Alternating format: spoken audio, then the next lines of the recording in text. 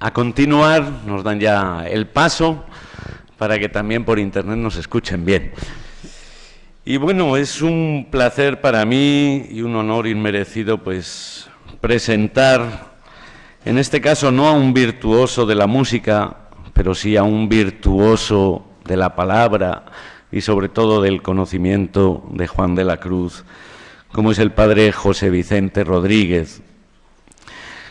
Pienso que todos o la gran mayoría le conocéis, o bien por su presencia y figura, o bien por sus obras, que como todos sabéis, pues son múltiples y variadas. Pero no cabe duda de que entre sus autores, Juan de la Cruz ocupa un puesto muy especial, en el cual viene trabajando desde hace muchísimos años, mejor no decir cuántos, y que no adivinen que ya tiene más de 90 años. De ahí toda la sabiduría acumulada, adquirida, y además con algo que sin duda alguna en el padre José Vicente es un estímulo para todos nosotros, que no se cansa de trabajar, que sigue ahondando, que sigue profundizando, que sigue escribiendo, que sigue impartiendo charlas, cursos, y no hay quien lo detenga. Como Juan de la Cruz, que también recorrió sin cansancio tantos y tantos caminos, sobre todo por esas Andalucías, ¿no? Seguramente, por citar simplemente algunos de sus títulos o últimos libros, una gran biografía, posiblemente lo más completo, exhaustivo que se ha escrito hasta ahora, sobre San Juan de la Cruz, que fue publicada por San Pablo en el 2012 y que ya va por su segunda edición. La tercera, perdón.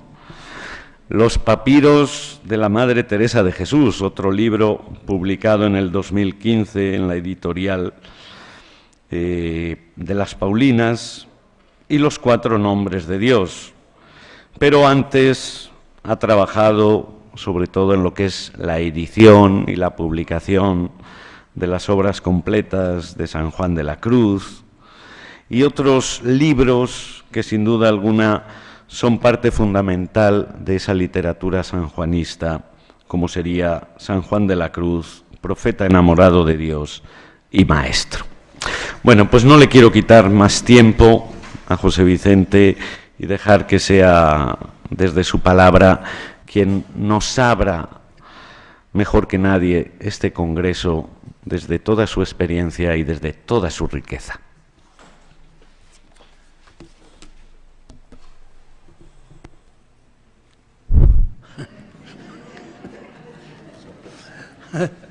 Muchas gracias, Javier.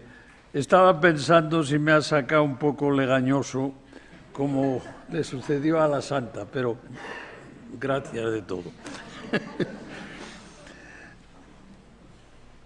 Mis muchas saludes en el Señor, como dice San Juan de la Cruz en una de sus cartas, y mis mejores deseos para todos los aquí presentes y para cuantos hayan de seguirnos por medio de la televisión.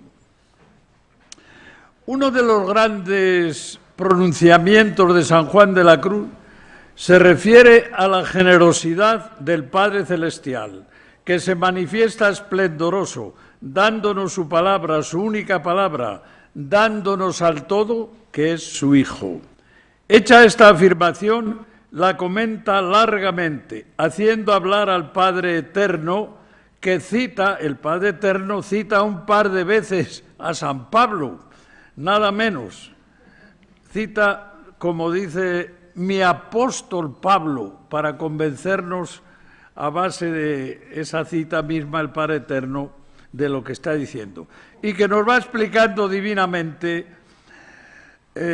todo y hace una serie de aplicaciones prácticas a los creyentes flojos o dubitantes. Así Juan de la Cruz va poniendo ante los ojos de los lectores varios puntos, como las diversas partes que componen ese todo que es Cristo Jesús. A esta doctrina central de nuestro santo se refirió un grupo de padres conciliares africanos en la sesión 92 del Concilio Vaticano II, el 1 de octubre de 1964. La cosa fue así.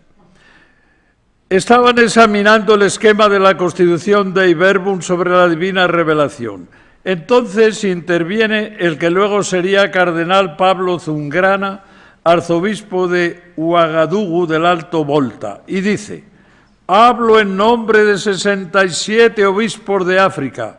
Alabo el esquema de la futura Constitución, especialmente por su índole bíblica, y dice: pero creo que se puede explicar mejor la naturaleza de la revelación, de modo que aparezca más clara esta verdad importantísima, es a saber, que la revelación es el mismo Cristo en persona.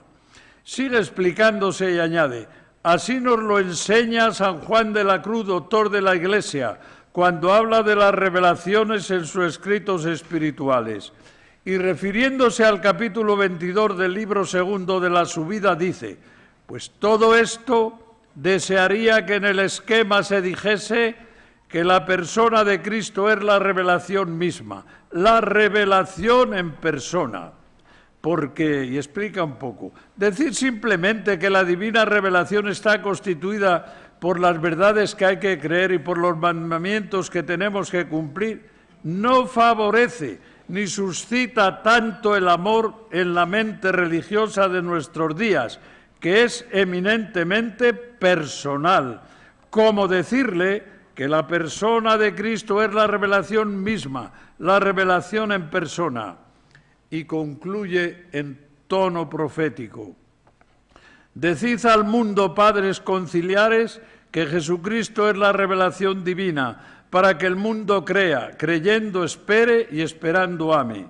Esta intervención de los 67 padres conciliares africanos era como una reclamación para que se tuviera en cuenta esa doctrina tan clara del doctor místico.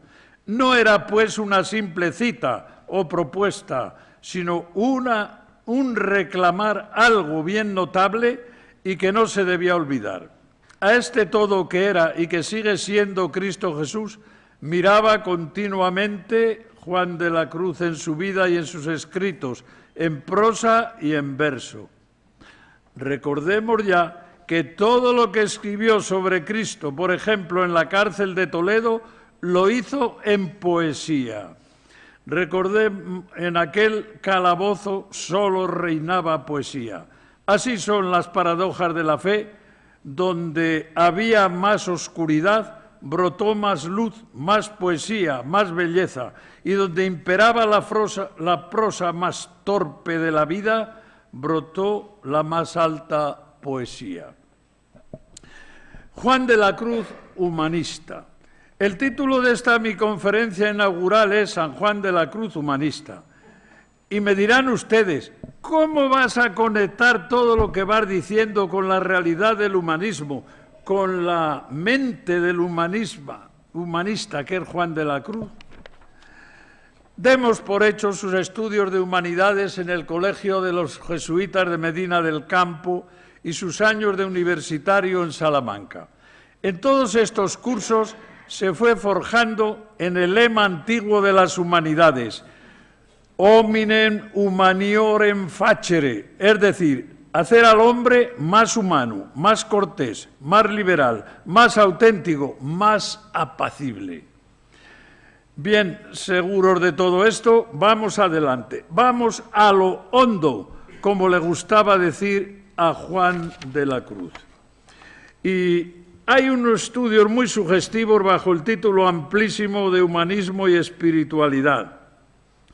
No voy a entrar decididamente en este campo, pero todo cuanto diré, directa o indirectamente, desembocará en este mundo de cosas. Hace unos años se me cayó de la pluma un articulillo llamado Espiritualidad sanjuanista, Humanismo y Trascendencia. Explicado convenientemente lo que significaba espiritualidad, Al término humanismo, que sobreentendía yo como humanismo cristiano, le daba el sentido radical de lo humano, del hombre, promoción y reforma del hombre, siempre en marcha hasta que llegase a identificarse con Cristo Jesús lo más posible y llegase a ser Dios por participación de Dios, tanto como se puede en este mundo. Pues lo que pretende Dios es hacernos dioses por participación, siéndolo Él por naturaleza, como el fuego convierte todas las cosas en fuego. Así nos lo deja dicho Juan de la Cruz. Por humanismo entendemos también la doctrina o actitud vital basada en una concepción integradora de los valores humanos, de las virtudes caseras, humildad, sencillez, sinceridad, naturalidad, etc., como cuando se habla del humanismo de Santa Teresa, por poner un ejemplo. Para mí, quien escribe así de bien del hombre y de todo lo humano, sin desdeñar nada de lo auténticamente humano, y prima la filosofía estoica, como lo hace en ciertos momentos, y cultiva las virtudes humanas, plantea, además, tiene una apertura, unos horizontes inconmensurables. Y este es Juan de la Cruz, el místico y el gran humanista. Cuando se señalan las notas especiales del humanismo español de los siglos XV, XVI, XVII, se subrayan las características que tiene inmersas en la propia peculiaridad de la cultura española. Y una nota típica es su clara inspiración cristiana. La nueva valoración del hombre y del mundo no impide la presencia del tradicional espíritu religioso. Esto es así, y la calidad de humanista de Juan de la Cruz es, como voy diciendo, de primerísimo orden, habiendo enriquecido ese humanismo con los valores más altos de su gran talento humano y de su magisterio místico. Cuando caía en sus manos una poesía profana, él la sabía volver a lo divino. Frente a lo que pedía ser humanismo natural, él lo asumía y lo sublimaba a la manera más plena.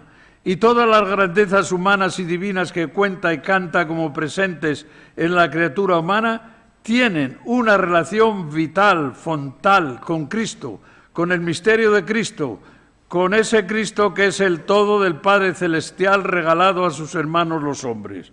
Y fijaos, lo presenta como si estuviera escribiendo, curioso, después del Concilio Vaticano II, donde se dice: en realidad el misterio del hombre no queda esclarecido de verdad, sino dentro del misterio del Verbo encarnado. Cristo revela plenamente el hombre al hombre y le descubre su altísima vocación. Y que Juan de la Cruz sea un humanista de primera clase, como lo voy repitiendo, lo demuestra cuando se afana en reformar al hombre y forjarle como un hombre de carácter, constante y perseverante, y ha hecho por eso mismo que tenga en sus manos las riendas de sí mismo, de sus pasiones, de sus apetitos desordenados, cosa que se refiere al bien moral, es decir, a las virtudes y los hábitos de ellas en cuanto morales.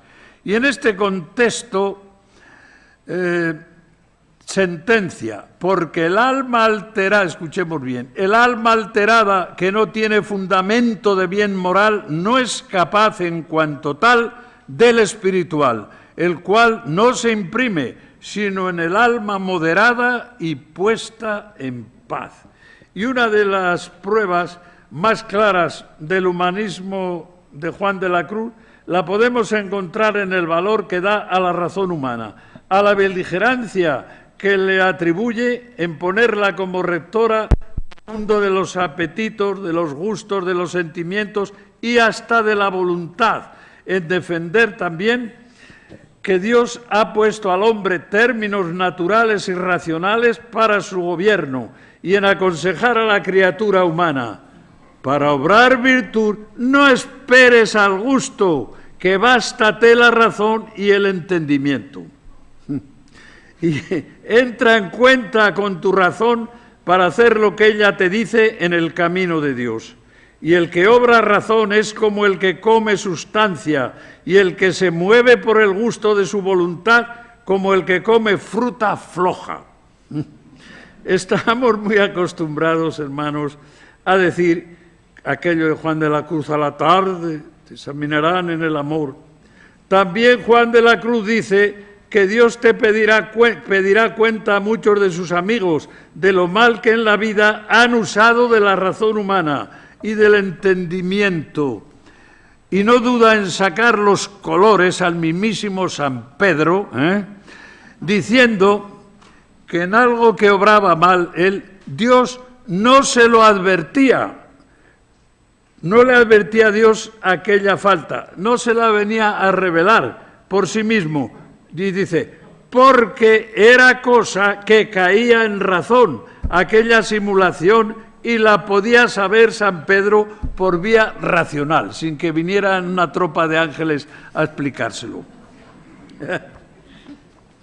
Bueno, y echándose ya Juan de la Cruz más al hondo en un discurso místico y humanístico al mismo tiempo, va hablando del modo más explícito. Escuchemos bien.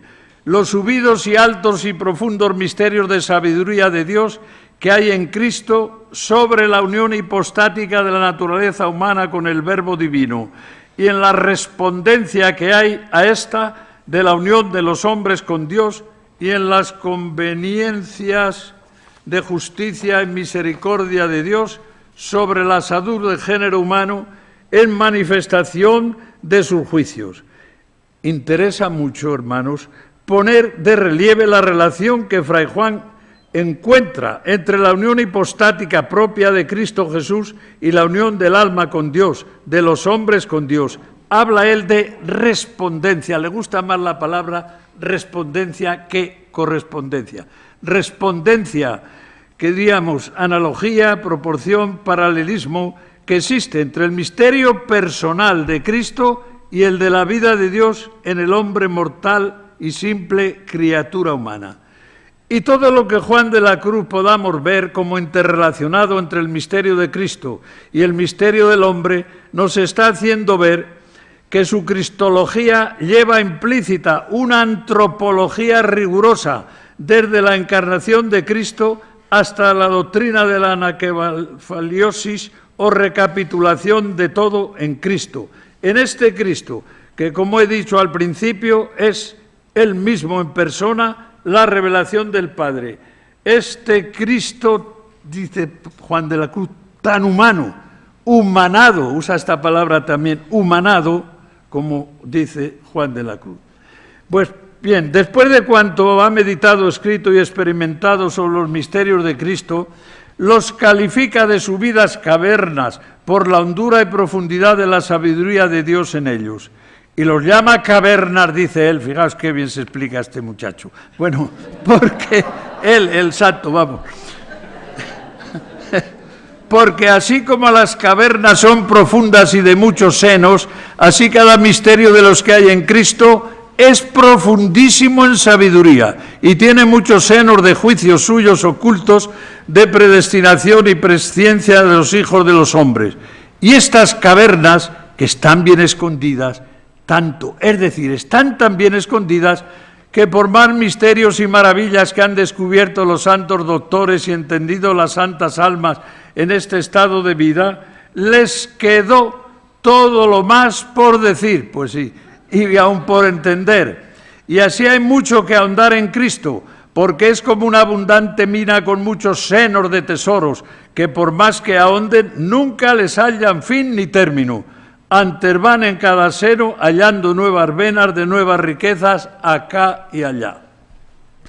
Este enjuiciamiento no significa que Fray Juan quiera que ya nadie se empeñe en escudriñar el misterio de Cristo, sino más bien significa lo contrario. Siempre habrá atajo, habrá tarea, habrá trabajo en esa mina inagotable del misterio de Cristo. Y al decir él que ni los doctores ni las almas santas han agotado la materia, inscribe realmente su nombre, aunque no lo pretenda, entre los grandes doctores que han trabajado y sudado en esa mina, pues él fue doctor y al mismo tiempo alma santa y experimentador altísimo de Dios en Cristo. Un paso más. Las doctrinas eminentes que la Santa Sede exige en alguien a quien vaya a declarar doctor de la Iglesia y las que exigió en el caso del propio doctorando Juan de la Cruz, siguen ahí y la mina sigue invitando a apuntarse a ese trabajo a quienes tengan vocación y arrestos para emplearse como mineros. Tengo aquí otro titulillo: Tesoro de los libros de Juan de la Cruz. Tesoro y una de las mejores herencias del mundo y de nuestra lengua son los libros de Juan de la Cruz, también auténtico patrimonio de la humanidad. La mina es Cristo, y uno de esos mineros principales y jefes ha sido y sigue siendo, sin duda, Juan de la Cruz. La Iglesia, que tanto se ha ilusionado estos años con la evangelización, con la nueva evangelización, puede encontrar en Juan de la Cruz, en sus escritos, uno de esos doctores a estudiar, a explotar ahora mismo, en este siglo y en los que vengan.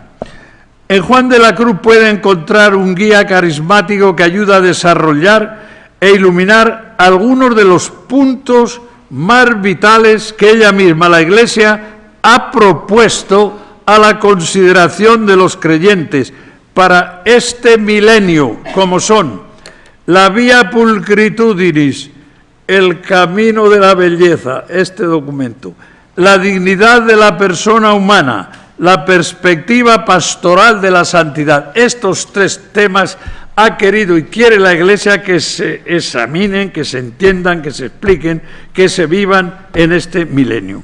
Entonces tenemos aquí a este gran guía. Tocar, aunque sea rápidamente, estos puntos hará ver la riqueza interminable que maneja este nuestro místico y humanista singular. Además de humanista singular, yo lo quiero llamar humanista integral, en cuanto que tiene un mapa antropológico, natural y sobrenatural, al que está recurriendo en sus libros de una manera tan continua e iterativa que no lo puede ser más. Y todo esto, escrutado, vivido, evangelizado, hay que sacarlo a la luz de las entrañas de esa mina que es Cristo.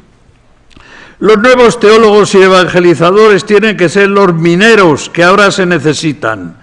Y el viejo, nuevo y novísimo maestro va a ser Juan de la Cruz. Ahora el Señor nos dice no solo: id a trabajar también vosotros en mi viña, sino id también a trabajar en mi mina, que soy yo, que en mí moran todos los tesoros y sabiduría escondidos. Colosenses, San Pablo. Veamos ahora las dimensiones mencionadas de alguna manera y propuestas para la Iglesia en este milenio. Y veamos cómo se puede profundizar en ellas desde el magisterio de Juan de la Cruz. Vía pulcritudinis, enseño otra vez este librito.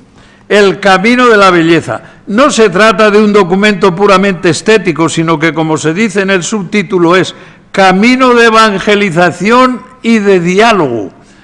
Pero, ¿qué es la belleza? ¿Acaso nos pasa algo parecido a lo que le sucedía a San Agustín con la noción del tiempo? Lo sé, decía, si nadie me lo pregunta.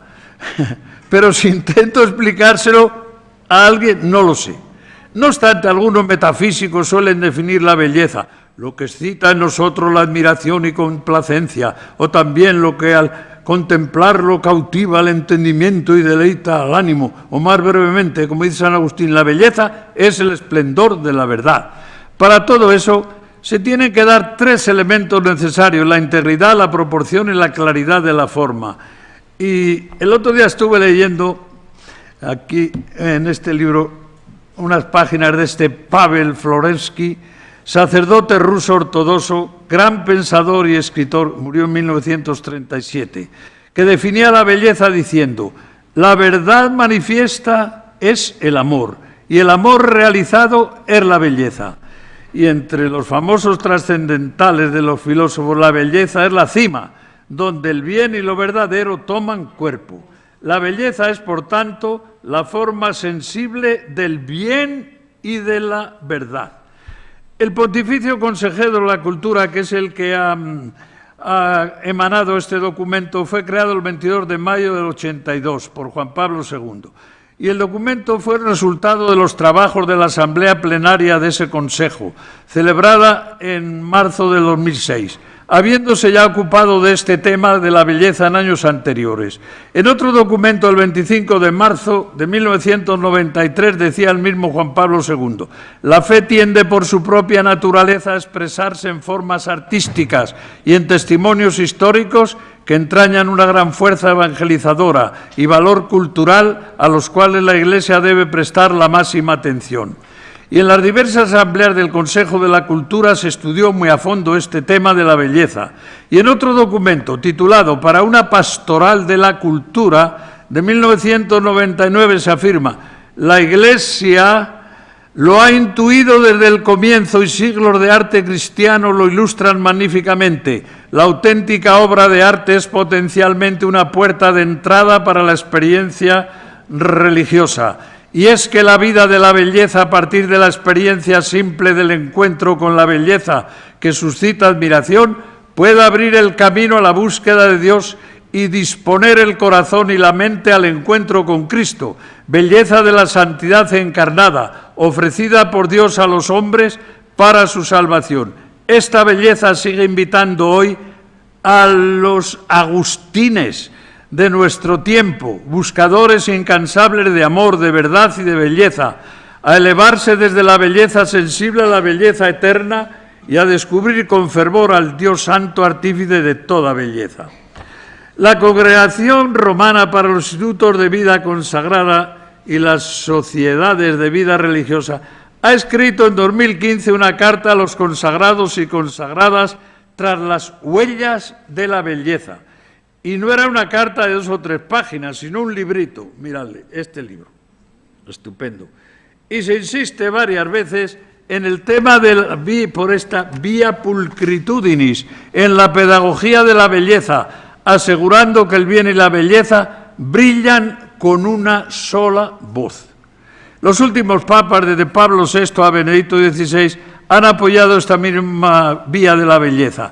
Pablo VI y Juan Pablo escribiendo ambos a los dos su carta a los artistas. Y Benedicto XVI, hablando a los artistas en la Capilla Sistina en 2009, les decía: hemos sido llamados a recorrer la vía pulcritudinis, que es un recorrido artístico, estético y un itinerario de fe y de búsqueda teológica. Y 5 años antes, en 2005, en la introducción al compendio del Catecismo de la Iglesia Católica, dejó escrito, que era entonces el presidente de aquella comisión especial, dejó escrito: de la secular tradición conciliar aprendemos que también la imagen es predicación evangélica. Los artistas de todos los tiempos han ofrecido, para contemplación y asombro de los fieles, los hechos más sobresalientes del misterio de la salvación, presentándolo en el esplendor del color y la perfección de la belleza. Es este un indicio de cómo hoy, más que nunca, en la civilización de la imagen sagrada puede expresar mucho más que la misma palabra, dada la gran eficacia de su dinamismo de comunicación y de transmisión del mensaje evangélico. Y el Papa Francisco, todavía en Buenos Aires, publicó un escrito con el título «La belleza educará al mundo», proponiendo la pedagogía de la belleza, instancia formativa en la cual la persona humana es entendida como portadora de la eterna llamada a un proceso de vida que florece en el respeto y la escucha y la madurez, la emoción y sentimientos llamados a entregarse en esa madurez. Y ahora ya de Papa, fijaos, en su exhortación apostólica Evangelii Gaudium habla del modo más explícito, dice: es bueno que toda catequesis preste una especial atención al camino de la belleza. Se trata de recuperar la estima de la belleza para poder llegar al corazón humano y hacer resplandecer en él la verdad y la bondad del resucitado. Se vuelve necesario que la formación en la vía pulcritudinis esté inserta en la transmisión de la fe. Es deseable que cada iglesia particular aliente el uso de las artes en su tarea evangelizadora, en continuidad con la riqueza del pasado, pero también en la vastedad de sus múltiples expresiones actuales, en orden a transmitir la fe en un nuevo lenguaje parabólico. ¿Cuántas cosas dice aquí que hay que ir haciendo? En el documento Via Pulchritudinis se dice todavía: la creación artística posee una capacidad propia para evocar lo inefable del misterio de Dios. La belleza artística suscita emoción, provoca silencio y conduce a la salida de uno mismo, el éxtasis en el que la persona se encuentra como transportada fuera del mundo sensible por la intensidad del sentimiento que la sobrecoge. Ese mismo documento habla de las vías de la belleza, señala las tres siguientes: la belleza de la creación, la belleza de las artes, la belleza de Cristo, modelo y prototipo de la santidad cristiana. Y hay que recordar que la Iglesia ha escogido esa realidad para entrar con ella en desafío crucial con la cultura contemporánea, especialmente con la increencia y la indiferencia religiosa, transmitiendo la fe al corazón de las culturas para por ese camino, evangelizar mejor. La Iglesia, pues, propone una respuesta con el espíritu de Via Pulchritudinis y lo presenta como un itinerario privilegiado para llegar al corazón de tantos hombres, y cuenta además a lo largo de los siglos con grandes conversiones por medio de la belleza, de la música, de la pintura, de la escultura, en general de las artes, y desde la belleza de su liturgia ha convencido a tantísimas personas. Al hablar de la belleza de la creación en el mencionado documento, se cita explícitamente a nuestro santo Juan de la Cruz, que enseña maravillas de la belleza de la creación, y se reproduce la quinta canción del cántico: mil gracias derramando, pasó por estos sotos con presura, y yéndolos mirando, con sola su figura, vestidos los dejó de hermosura. Cuando leemos todo lo que Juan de la Cruz enseñó sobre la hermosura, caemos en la cuenta de que para él la belleza fue ese puente por el que transitó hacia la unión con Dios, y es el puente por el que empuja y hace pasar al alma que va guiando en su itinerario hacia Dios. En el comentario a estos sus versos de la canción quinta, recuerda que con sola la figura de su Hijo dejó todas las criaturas vestidas, revestidas de hermosura, y como el Padre ensalzó a su Hijo en hermosura de Dios, ensalzó por eso mismo a toda la creación en esa misma hermosura, por haberse unido, ¿qué frase tiene aquí?, con la naturaleza de todas ellas en el hombre, en el levantamiento de la encarnación de su Hijo, y en su resurrección, proclama Juan de la Cruz, no solamente hermoseó el Padre a las criaturas en parte, mas podremos decir que del todo las dejó vestidas de hermosura y dignidad. La canción siguiente, es decir, la sexta, arranca con un párrafo espléndido en el que dice que en el conocimiento auténtico y contemplativo con que el alma mira a todas las criaturas, echa de ver el alma, ver en todas ellas tanta abundancia de la gracia y virtudes y hermosura de que Dios las dotó, que le parece estar todas vestidas de admirable hermosura y virtud natural, sobrederivada y comunicada de aquella infinita hermosura sobrenatural de la figura de Dios, cuyo mirar, qué bonito, viste de hermosura y alegría al mundo y a todos los cielos. Y por tanto, llegada al alma en amor por este rastro que ha dejado en las criaturas de la hermosura de su amado, vive con ansias de ver aquella invisible hermosura que esta visible hermosura causó. Ya veis con qué frecuencia usa la palabra hermosura. 7 veces seguidas en 5 líneas. El magisterio sanjuanista sobre la hermosura de Dios es lineal. El Padre llenó de hermosura al Hijo. El Hijo en la creación comunicó al mundo creado su hermosura. Y este mundo creado queda como el mensajero de esa hermosura. En esto particularmente se basa la capacidad que tiene la creación entera como rastro de Dios para anunciarlo al mundo y al hombre y evangelizarlo desde ese camino de la belleza. Rastro o huella de Dios que sea, lo explica concretamente diciendo Juan de la Cruz: la huella es rastro de aquel cuya es la huella, por la cual se va rastreando y buscando a quien la hizo. Tan fuerte y profundo es su magisterio sobre esta realidad de la belleza que va trazando el itinerario del alma enamorada de Dios por este camino. Y lo oímos decir que al hacerle Dios al alma algunos visos de su divinidad y hermosura, con que la aumentó mucho más el deseo de verle y el fervor. Y deseando ver esa hermosura encubierta, dice la canción 11, descubre tu hermosura y máteme tu vista y hermosura. Mira que la docencia de amor que no se cura sino con la presencia y la figura. Y comenta el segundo verso, que es como si dijera, pues tanto es el deleite de la vista de tu ser y hermosura, que no la puede sufrir mi alma, sino que tengo que morir en viéndola, máteme tu vista y hermosura. Y como voy diciendo, Juan de la Cruz va llevando al alma por el camino de la belleza. Y en la canción 36 nos sorprende con estos versos tremendos. Gocémonos, amado, y vámonos a ver en tu hermosura, al monte y al collado, domana el agua pura, entremos más adentro en la espesura. Esta estrofa y las 4 que la siguen nacieron de una conversación, de un diálogo de Juan de la Cruz con una carmelita descalza, en Bear de Segura.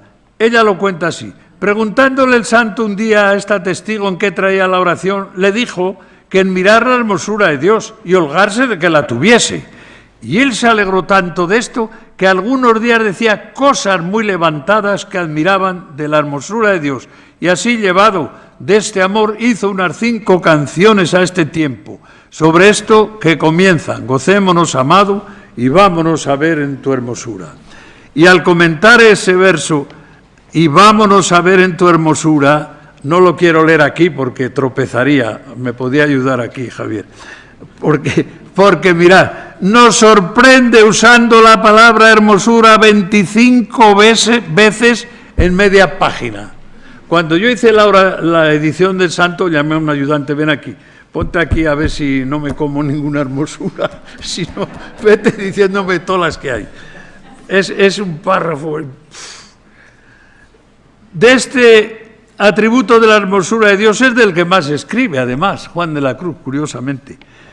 Podemos recordar en el poema trinitario eucarístico, que bien selló la fonte, en la estrofa 4 dice, sé que no puede ser cosa tan bella y que cielos y tierra beben de ella, aunque es de noche. Y en el pastorcico habla de los brazos del Señor tan bellos. Y en el poema glosa lo divino, por toda la hermosura nunca yo me perderé. En la estrofa 7 vuelve a nombrar la hermosura. Nos está diciendo cómo vibraba ante este hecho. Juan de la Cruz ha recorrido la vía pulcritudini siendo en una pieza humanista, gran artista personalmente. Ahí están sus poemas. Amante de la música, místico de primera clase, y hay todavía mucho que servirse de su magisterio y alumbrar sus grandes intuiciones artísticas, espirituales y literarias. Como humanista sabe apreciar, y cito aquí textos literales, el buen estilo y retórica y buen término, dice, que levanta las cosas caídas y estragadas, y opina que son dignos de mucha reprensión los que hacen algunas imágenes de tan mal talladas que antes quitan la devoción que la añaden, por lo cual había de impedir a algunos oficiales que en esta arte son cortos y toscos y que no les dejasen trabajar. Y ahora le pido permiso aquí para contar algo para que nos riamos un poco, pues esto está muy... Mirad, el padre Silverio Santa Teresa fue general de la orden, visitaba en su recorrido por los conventos de las monjas, un convento de monjas, y iba viendo todo, y vio en un rincón algo tapado con una manta o con una lona, y dijo, hermanas, aquí, ¿qué es esto? ¿Qué hay aquí debajo? ¡Ay, Padre nuestro, no se le ocurra levantarlo, que hay una imagen feísima, pero feísima, horrorosa! Pero bueno, que no será tan mala, ¿no? No, que es malísima, no la quiera ver. Bueno, dice, no, hay que... Levanta la manta y se ve de verdad un San Juan de la Cruz hecho por una monja de otro convento, horroroso, horroroso. Y entonces dijo el padre Silverio, verdaderamente esto es horroroso, hay que quemarla, lo vamos a quemar, esto hay que quemarlo. Y dice una monja, ay, Padre nuestro, pero ¿cómo lo vamos a quemar si es talla? Y dice el general, pues si es talla, que estalle.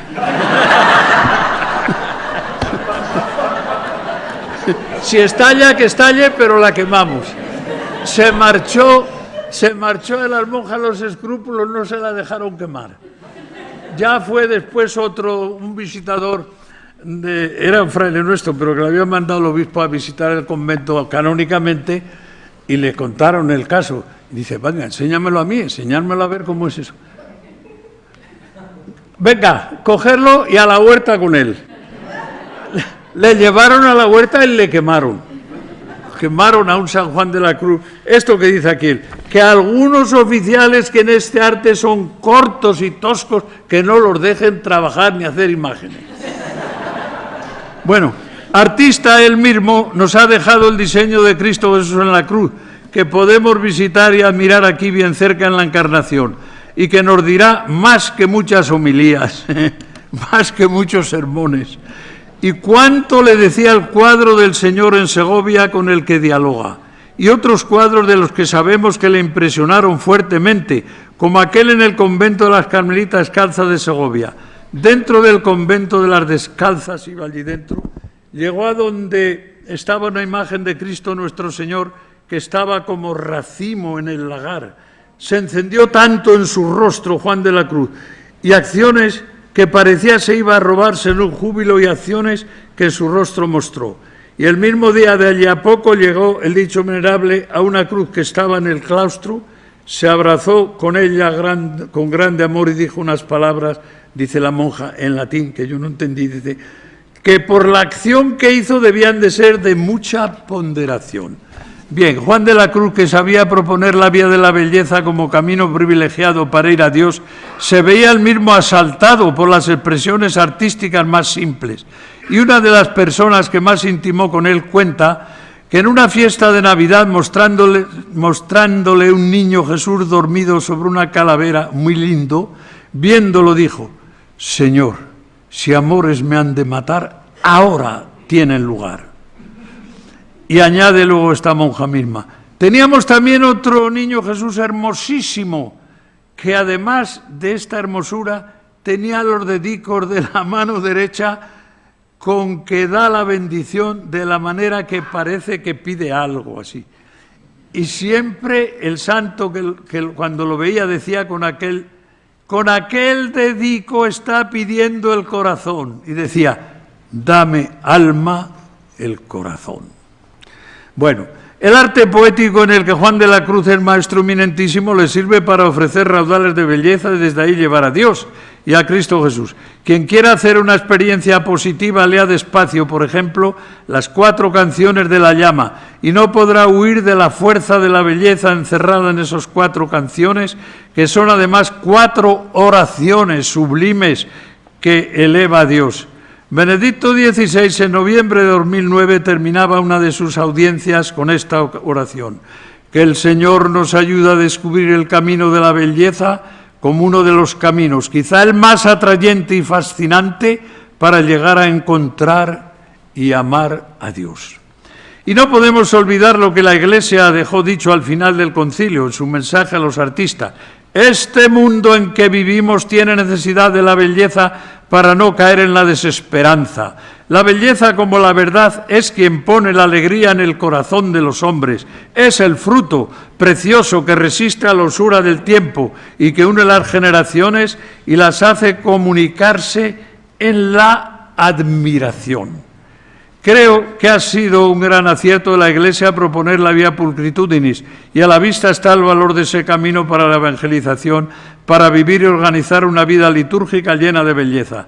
De modo que las celebraciones litúrgicas hechas con toda la dignidad y elegancia con que hay que hacerlo son uno de los momentos más fascinantes de la vía pulcritudinis para llevar hombres a Dios.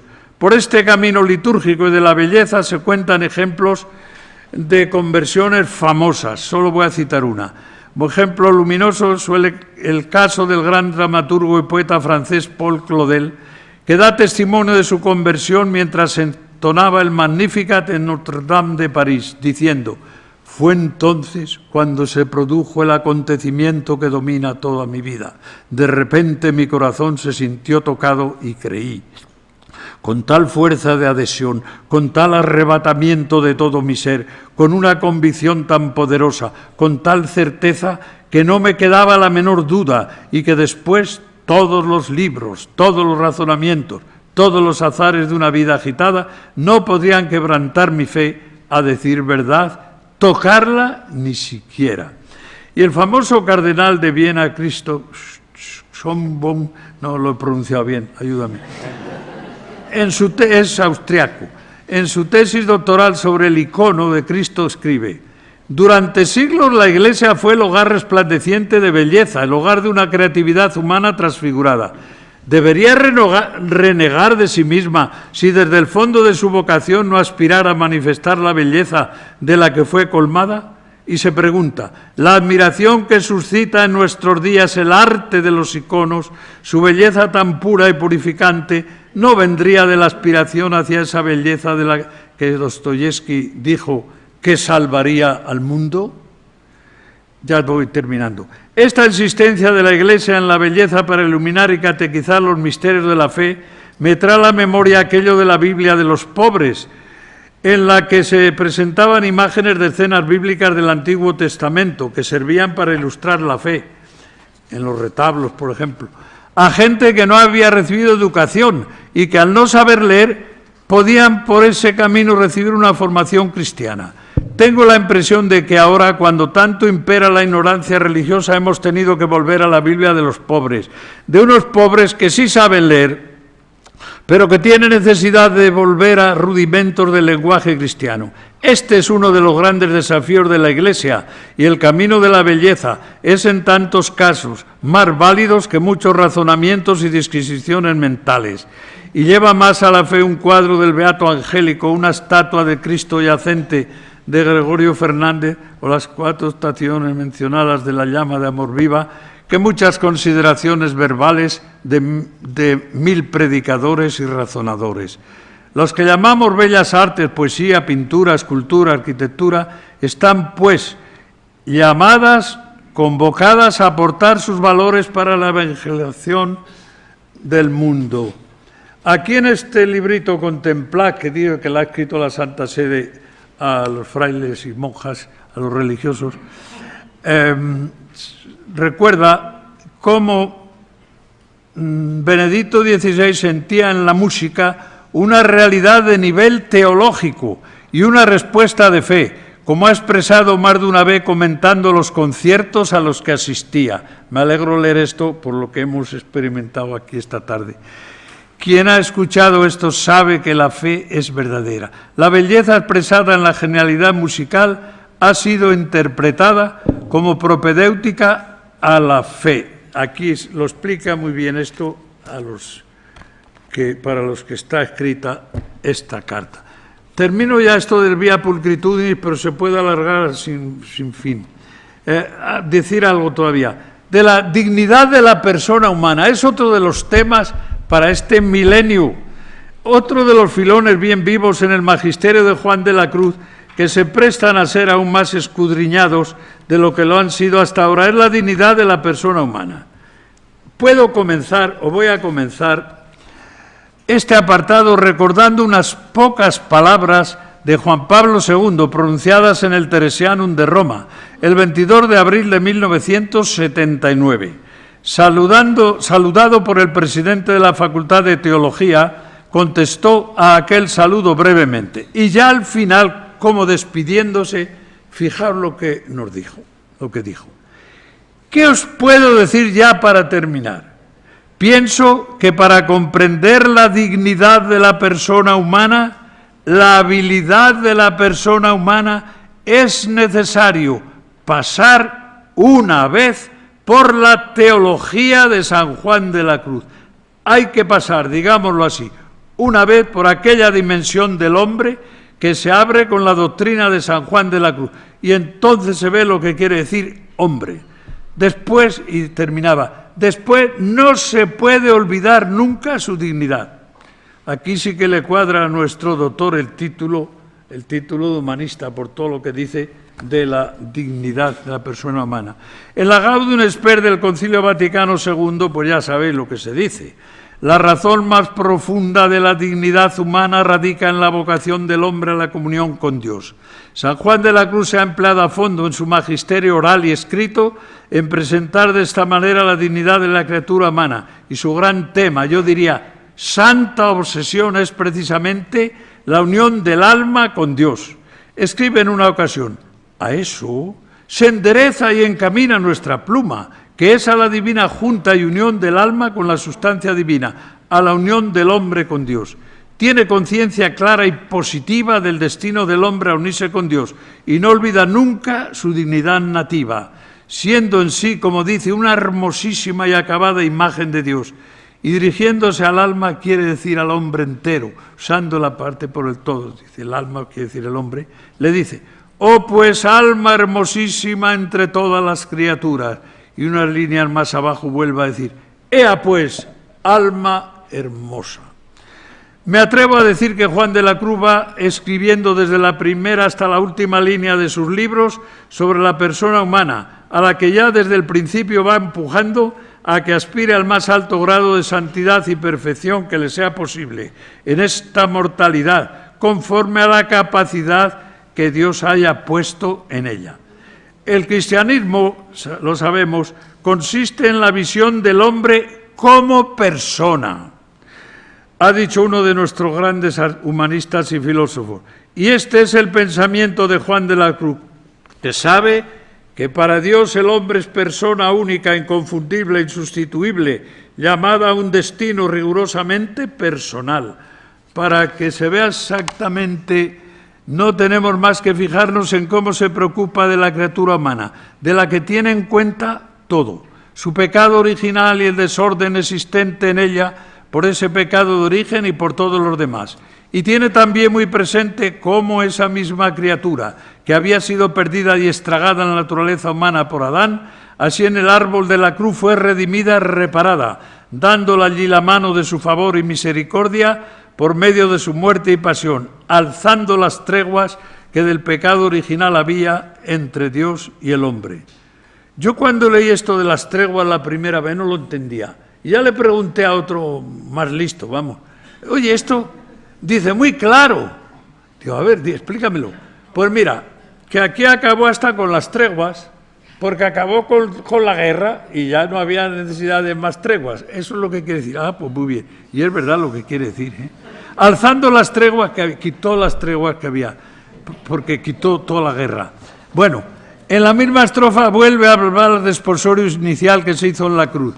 Este desposorio que se hizo en la cruz no es del que ahora vamos hablando, porque aquel es desposorio que se hizo de una vez, dando Dios al alma la primera gracia, lo cual se hace en el bautismo con cada alma. Mas este es por vía de perfección, que no se hace sino poco a poco por sus términos, que aunque es todo uno, la diferencia es que el uno se hace al paso del alma, y así va poco a poco, y el otro al paso de Dios se hace de una vez. Por eso tiene un capítulo tremendo donde da leña a los que se quieren hacer santos en un día.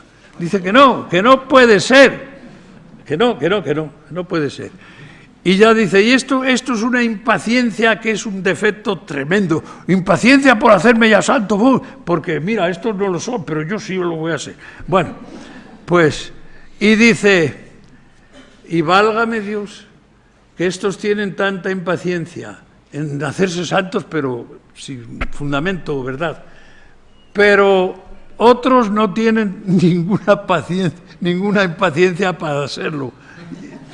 Ahí es uno de los pocos chistes que tienen las obras. Bueno, ya voy a ver si termino. Oye, me has dejado hablar mucho, ¿eh? Hoy todavía. Quien quiera ir viendo cómo Juan de la Cruz aborda este tema de la dignidad humana desde la base indicada, de la unión inicial con Dios en el bautismo y de su destino personal, puede ir de la mano de Juan de la Cruz haciendo tesoro de todo lo que escribe. Por ejemplo, los apetitos desordenados, capítulo 4 al 12. A estos capítulos podemos asociar los capítulos también acerca de las imperfecciones de los principiantes. O sea, te pone este hombre con todos esos defectos para transformarlo. Todo ese desorden hay que vencerlo y ordenarlo con la noche oscura, llamando así el camino hacia Dios. Y digo algo que me gusta siempre repetir, porque la gente a veces se trastorna y se enfada con la noche oscura. La noche oscura de San Juan de la Cruz no es por falta de luz, sino por exceso de luz. Esa es la cuestión que hay que entender de una vez. Traed aquí un foco, me lo pongo así y no veo nada. No veo nada, absolutamente nada. Es porque no hay luz, es porque hay demasiada luz. Así, cuando Dios te ilumina por dentro con sus verdades profundas, pues te deslumbra. Pero esa oscuridad no es otro tipo de carencia. Bueno, vamos a seguir. Esto no había que haberlo dicho. Cuando encuentra el verdadero esquema teologal, después de haber explicado en el capítulo anterior qué entiende por unión del alma con Dios, esto en el segundo libro de la subida, organiza ya con toda firmeza su exposición, dedicando a continuación, a partir del capítulo 9, el tema de las virtudes teologales, la fe.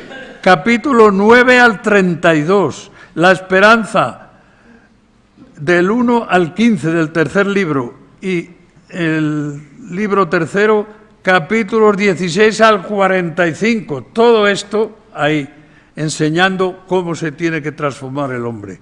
Las virtudes teologales de las que habla y escribe tantísimo muestra un maestro consumado, que por medio de esas energías espirituales va modelando a las almas y desde ellas se apodera de toda la persona humana y la va edificando constantemente. Bueno, voy a decir algo aquí, esto sí es muy interesante, se me había olvidado, a ver, esto lo salto. Dios asedia con su amor al hombre y mientras lo va llevando adelante, y por la fuerza de ese amor con que le va aumentando el enamoramiento, en alguna manera se podría considerar cuánta y cuán fuerte podrá ser esta inflamación de amor en el espíritu. Inflamación de amor significa enamoramiento. Y tiene recogidas todas las fuerzas, potencias y apetitos del alma, así espirituales como sensitivas, para que toda esta armonía emplee sus fuerzas y virtud en este amor. Y así venga, qué bonito es esto, así venga a cumplir de veras con el primer precepto, que no desechando nada del hombre, ni excluyendo cosa suya de este amor, aquí el humanista, dice, amarás a tu Dios de todo tu corazón y de toda tu mente y de toda tu alma y de todas tus fuerzas. En estas últimas cláusulas, no desechando nada del hombre ni excluyendo cosa suya de este amor, significa que se trata no de desestimar, no de desechar, no de excluir nada del hombre, sino de asumirlo todo por entero. Pero escuchemos, queda excluido y desechado únicamente de esta asunción o sublimación lo que no es humano, lo que con una palabra llamamos pecado, que no entra el pecado ni a constituir al hombre ni a definirlo en su ser, por más que haya cometido y cometa tantos y tantos pecados, errores y equivocaciones. El amor divino integra todas las capacidades, desde la caridad más elevada hasta la más humilde tendencia instintiva, dejando a un lado el pecado. Ese es un párrafo tremendo. El propio Juan de la Cruz, bueno, pues ya dejo. Solo digo dos palabras. El último tema era, ya lo dejo también así a media. Perspectiva pastoral de la santidad. Sabéis que Juan Pablo II se emocionó tanto con las celebraciones que se habían hecho para el año 2000, que escribe, a ver, aquí anda, luego esta carta apostólica al comienzo del nuevo milenio neunte. Y se le ocurre nada más que esto, decir que quiere dar unas perspectivas pastorales para el nuevo milenio, para este milenio. Y dice, y esa perspectiva pastoral es la santidad. Claro, él mismo se queda así, dice, ¿qué van a decir de esto? Proponer la santidad. Pues sí, y habla de cómo ya en el propio bautismo de cada uno está escrita la llamada a la santidad. Y entonces desde ahí, desde esa riqueza bautismal, hay que ir llevando todo el hombre a esa perfección. Y en un momento dado, pues dice, esto necesita una pedagogía tal y cual, y por otra parte, pues no se le olvida a él ni San Juan de la Cruz ni Santa Teresa, y voy a terminar. Ampliando su pensamiento, juntamente sobre la oración y la santidad, que entonces lo vincula una a la otra, habla de un intenso compromiso espiritual que encuentre también dolorosas purificaciones, la noche oscura, pero que llega de tantas formas posibles al indecible gozo vivido por los místicos como unión esponsal. Y añade, ¿cómo no recordar aquí entre tantos testimonios espléndidos la doctrina de San Juan de la Cruz y Santa Teresa de Jesús?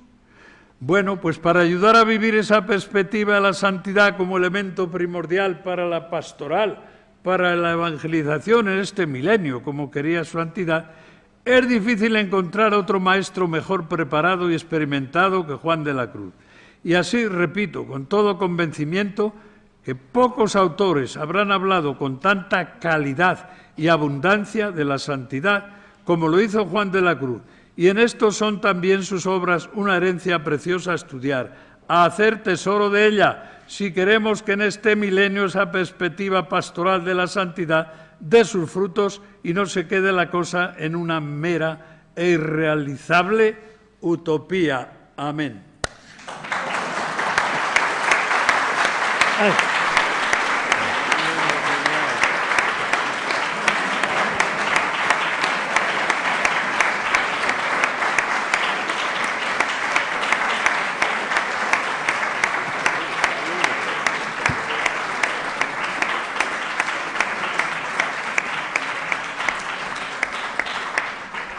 Bueno.